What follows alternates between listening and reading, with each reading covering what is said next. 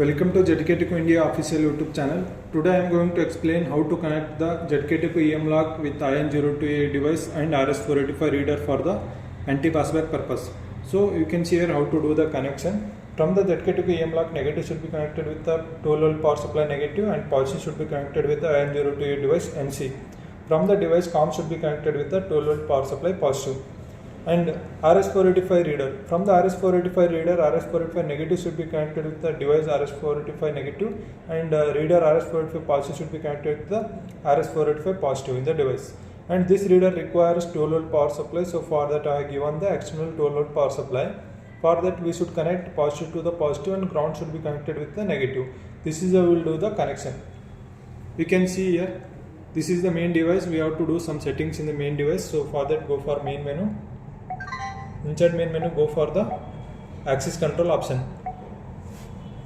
Here inside access control option, go for the anti-passback setup. Here select the anti-passback direction as a in or out anti-passback and device status as a in. After doing this changes, go back, go for the COM menu. Here we should select the serial COM as a master serial port, master unit. After doing all these changes, I have already registered one user in the IN02A device. So I am doing the check-in through in-device IN02 and I will do checkout through RS485 reader. You can see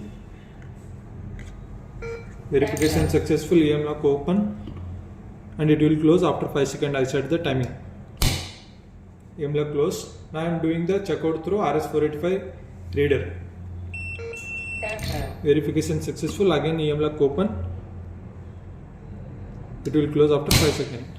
So EM lock close. If I am doing again checkout through RS485 reader means it will not take. It will say illegal access. This is how we will connect the ZK EM lock with IN02 device and RS485 reader for the anti-passback purpose. Thank you.